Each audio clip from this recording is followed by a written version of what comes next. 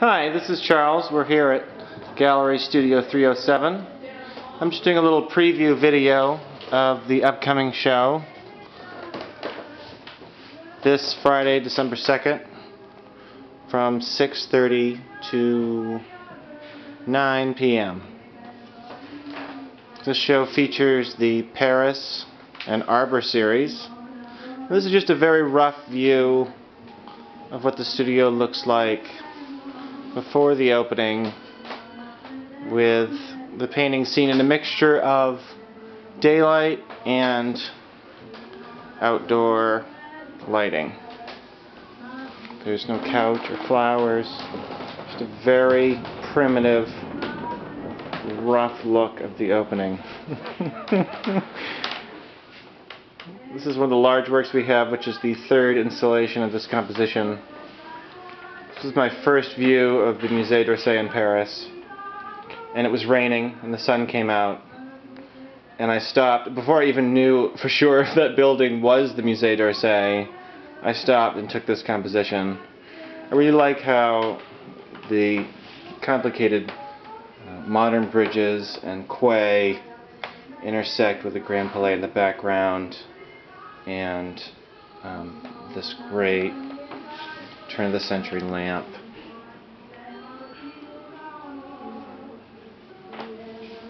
I also like how the nice bright sunlight contrasts with the cooler lighting of the sky. And you can see Napoleon's Legion of Honor building here in the background, that bright green building. And the sidewalks and the different cobblestones, two different kinds of cobblestone, are catching the light really nicely. This is really strong chiaroscuro.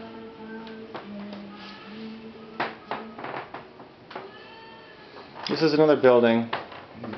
This one's by Mansart, of the French architect, that's at the wooden footbridge. It goes over to the Louvre and crosses the river. I really like this composition. This is the very end of the day, where the lights of the city are starting to come up and compete with the fading light from the sun.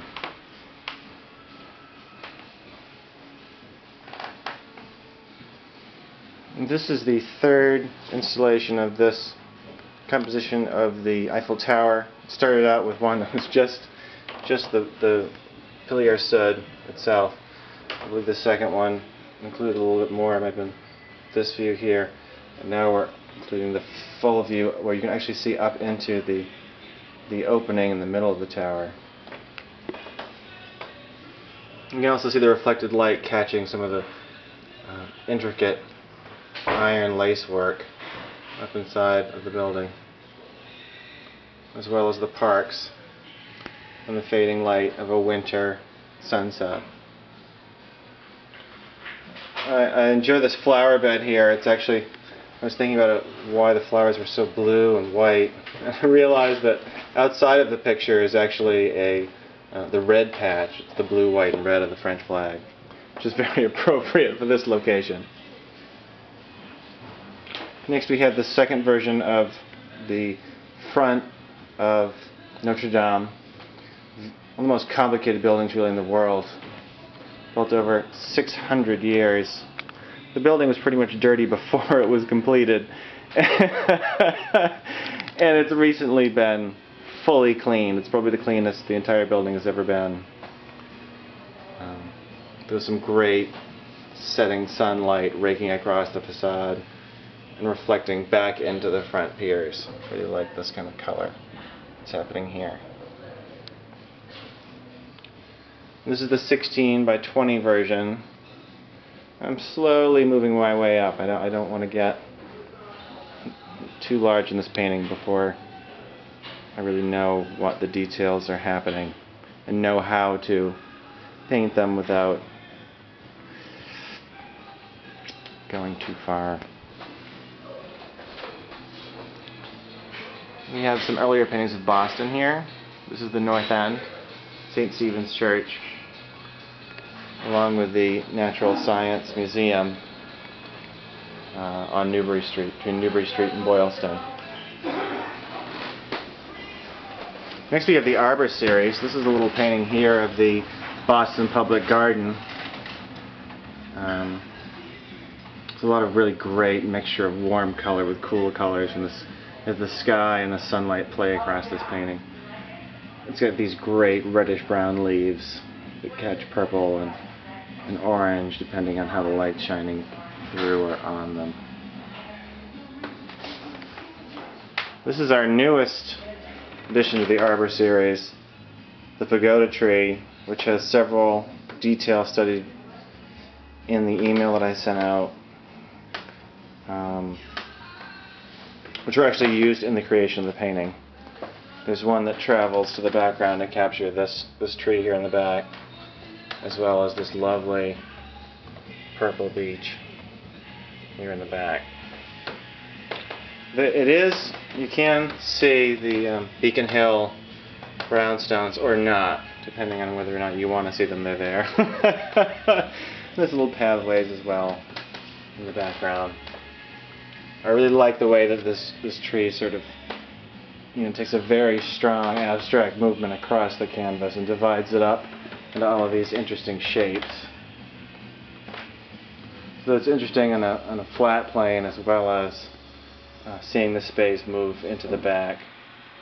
There's also something kind of exciting happening here where the sunlight has been painted in almost pure yellow, and the highlights are actually painted in cooler tones on top of that to create contrast.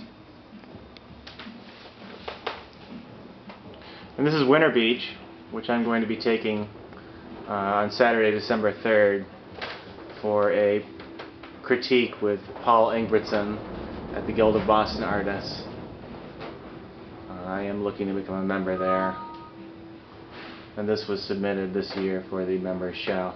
It was rather large, though. I didn't really realize that a lot of the accepted paintings in the show were 11 by 14 or 14 by 18, and this painting is nearly 3 feet long, even though it's only 18 inches high. There's a lot of great layering in this piece, and there's a lot of space created through the color. The colors in the background are richer, but still cool.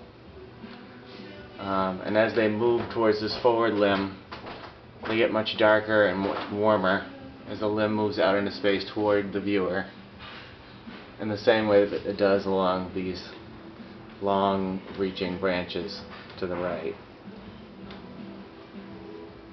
So as you look at the painting from the back, further back, you see that this branch group here on the left is actually sticking out as far as the branch group on the right.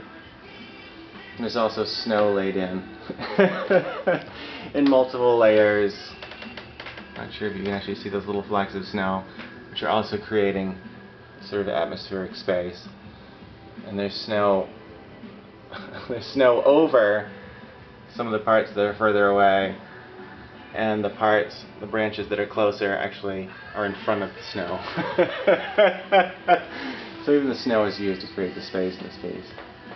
The other exciting thing about this is that there's actually a bright green underneath the snow, which you can maybe catch in some of these areas, and then there's almost a pure cadmium red glaze on top of that, which evens out into this sort of warm, glowing tone to the snow.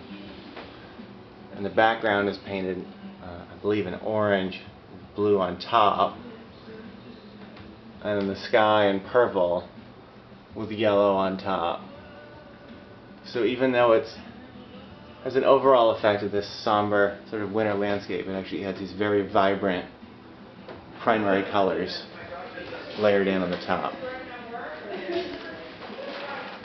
And this is the largest work in the Arbor series, the Dawn Redwood with Willow. The interesting thing about this painting is it started out as a commissioned work. It's much smaller. It's 24 inches by 24 inches for a patron who had been collecting my work for years and wanted to give one to her husband as a wedding present. He worked for the parks and had actually planted this tree over 40 or 50 years ago. So the interesting thing about this is it's a dawn redwood, and it has this wonderful sort of flowing bark, and the light catches it and really brings out all these different reds, from purples to oranges. The bark is very sensitive to light. It really picks up the blue light from the sky as well as the warm light from the sun. And this was the antecedent to, or the precedent, I'm sorry, to the redwoods you see in California. And it was actually they'd found fossils of this tree in California and thought it was extinct.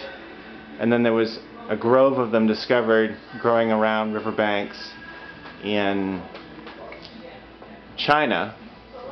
And at that time, they made copies of the trees and sent them to important parks all over the world for them to plant and propagate the tree again.